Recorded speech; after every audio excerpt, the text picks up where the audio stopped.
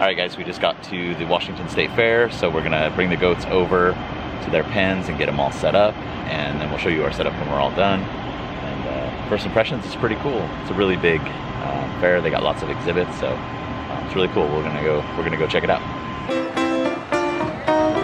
Jennifer and Jace decided to ride a camel.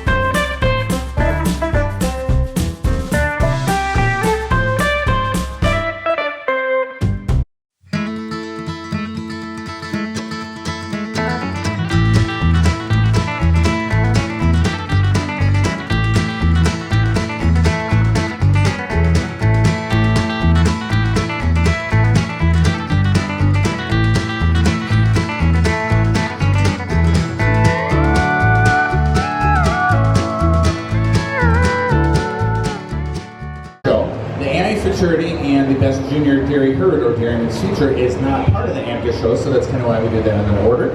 So we've included our AMCA show, and we do our Washington State Fair select classes. So that's the order we'll do that in.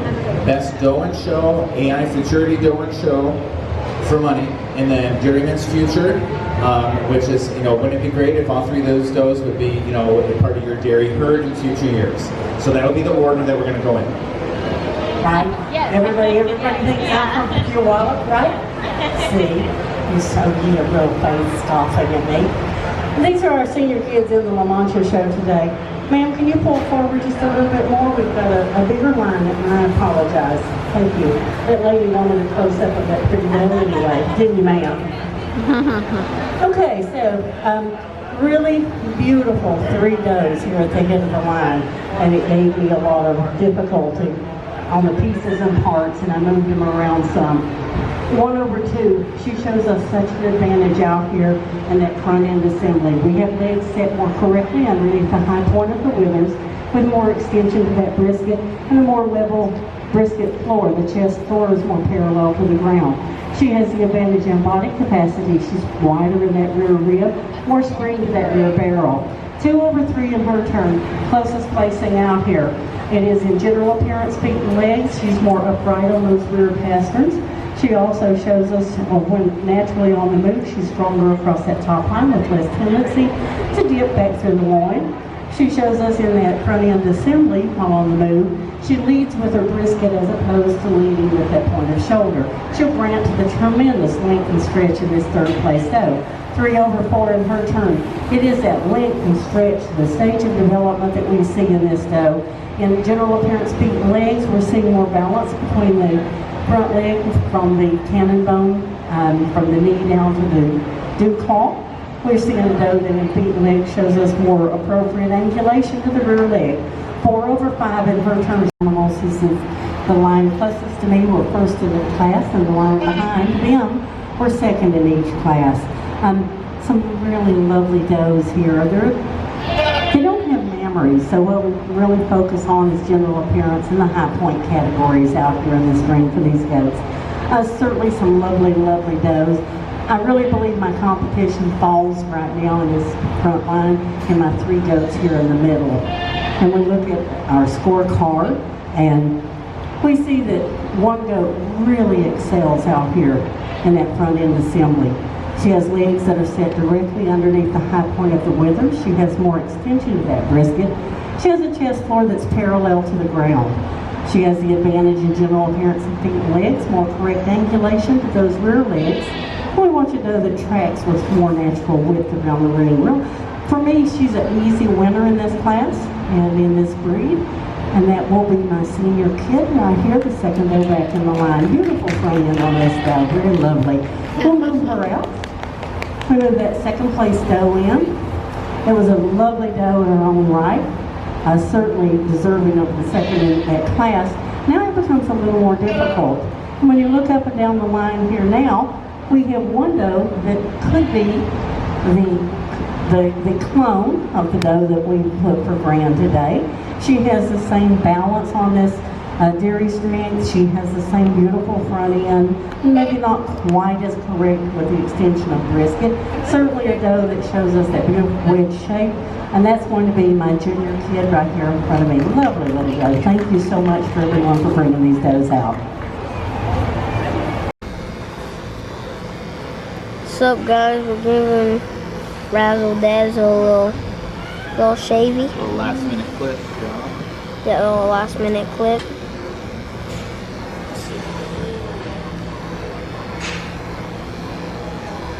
So I'm pretty sure we didn't do her legs down there and her head. Oh, okay. Okay, guys, we just got done in the ring. Razzle's got 3rd place, so that's awesome. The first place senior dry yearling, sensational Hugo Dynamite, exhibited by Jessica McDonald from Malino, Oregon. And this is Jessica, breeder, owner, handler. We had no sables, and our next breed is the La Mancha breed. La Mancha's 29 entries. Our La Mancha junior champion was the first place senior kid, Rocket CB LL Pros, bred, owned, and shown by Cindy Silva, Rocket CB La Mancha's Chatterai, Washington. And then our next breed contested yesterday, the Toggenburg breed. We had 18 entries. Our junior champion, I believe, was the March Kid. And this is Kestrel Cascadia's Cal's Arlet, bred, owned, and shown by Ian Dunning from Clark County, Washington. Oberhasli last evening. 3 Oberhasli exhibited. Okanagan Oberhasli St. Patty. Reverend Marcia St. John up in Stanwood and owned and shown by Nora Tarbox, Hill House Farm in Yelm, Washington. Sonnens, our first breed this morning. We had 15 Sonnen entries, our District 7 Sonnen specialty show. The winner was the Sonnet March Kid. She's a single entry and has Temple Casa Asteria, bred and owned by Dr. Lauren L. Acton from Malala, Oregon. And she's shown by Amanda, everyone's favorite cousin. Thanks again for coming in this year, man. She came all by herself last year, did a great job. Nigerian Dwarf, our big breed. They're small but mighty. Nigerian Dwarf 78. The grand champion is Elmar Acres Lavian Rose, and that's exhibited by Katrina Knieven. Alpine is 19 Alpine entries, only TNG-TDY Telluride. She's shown by Christy Hendricks from Spokane County.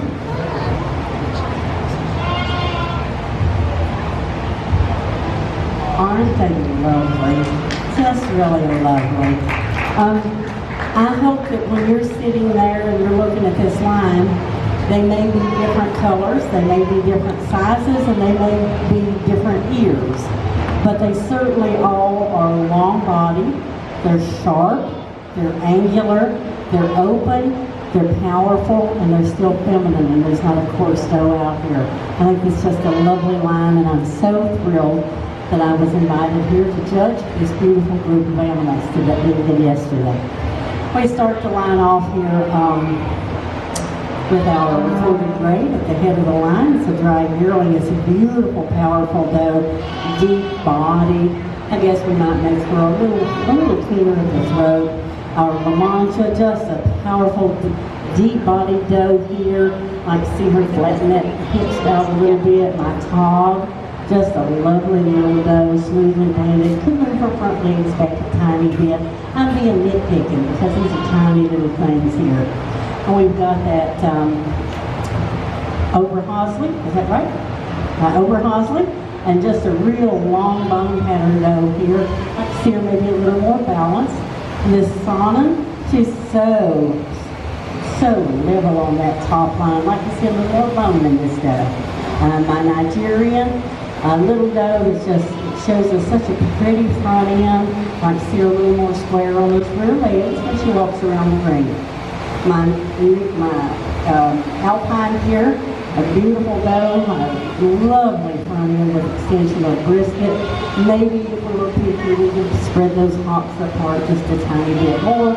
And my Nubian, another lovely doe here, strong out there on that top line. Maybe give her a little more bone. I am often asked, how do you pick? Because it's like apples and oranges and iPhones or toaster ovens. I mean, they're all different. They look different. So we put them against their individual breed character, but we also, it's a scorecard. The American Dairy Goat Association show is based on the Unified Scorecard, and basically what it says is to aid in this type of selection of the type of goat that will lead a long and productive life. So we're looking for a correct animal, and that's what I have done today. And it is a little game I play so that people can kind of follow along on what I'm saying. So if I said that my best junior doe in show today has stronger rear pasterns and more correct angulation than my Sonnen. My best junior doe in show today is more level across those hips than my La Mancha. My best junior doe in show today is longer in the cannon bone and straighter on the foreleg than my Nubian. Because you guys are kind of looking at what I'm saying. My best junior doe in show today is more balanced as far as height and length than my Oberhausley. Okay, if I haven't mentioned your name, raise your hand. Okay, because if I mention their name, they know they don't get to be best junior doe in show. So nobody, this is the one time nobody wants me to say their name. So raise those hands again. So I've got my grade, my Tog, my Nigerian, and my Alpine. You guys with me so far? Okay. My best junior doe in show today is freer of excess flesh. She's sharper and more angular than my recorded grade. My best junior doe in show today is more correct angulation for that rear leg and deeper in the heart girth than my Nigerian. Who's left? There's only two of you. My best junior doe in show today is longer at that neck, leaner at that neck. She shows us more angularity to those rear legs while on the move, and she's more naturally level from hips to pins while on the move. My best junior doe in show today is my Alpine. Congratulations. They are all lovely, lovely does, and I thank each and every one of you guys for bringing them out. Congratulations to each of you. Next up we have the 2-year-olds, and this is Dottie's class.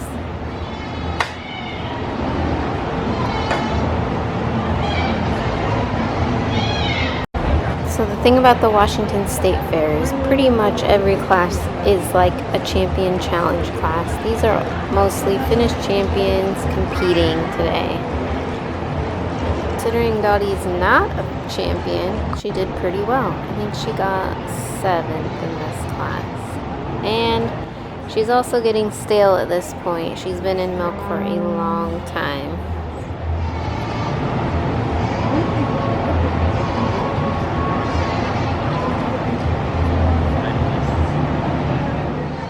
Same with Mavis.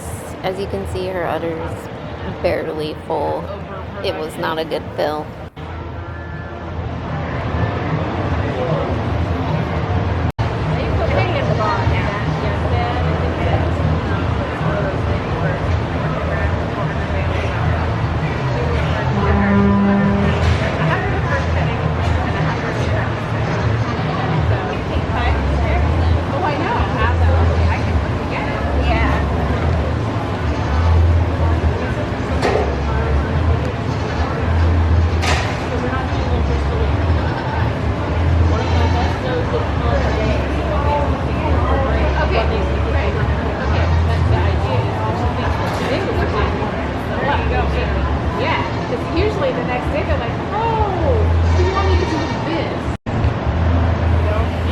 Nigerian milkers.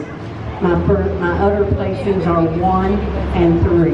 My first place udder is on my first place dough for the extension of that foreudder, the lateral attachment pulls to the foreudder. She also has the advantage in the teeth placement on the other floor. They're more in towards that medial suspensory. We're seeing more division between the halves on that suspensory ligament. She'll grant to the height of the set, and our doe's udder is second. The second place udder here, this is a little doe that's kind of a sleeper. Her handler's doing such a really good job out here. I'm going to make her a master showman before it's over today. She listens and she puts into effect the things I point out to her, and I really appreciate that. It is for that beautiful globular shape on that mammary, the division between the calves, the teeth size, shape, and placement that makes her a second place udder in the class. 1/2, it is that mammary placement that we talked about, coupled with in dairy strength. She certainly is carrying more flesh than we would like to see at this point, but when you get your hands on her, we're finding she has a flatter rib, more open spacing between those ribs, and more correct angulation to those ribs. 2/3 in her turn, it's a general appearance placing, a doe that shows us more correct angulation of those rear legs and general appearance feet and legs.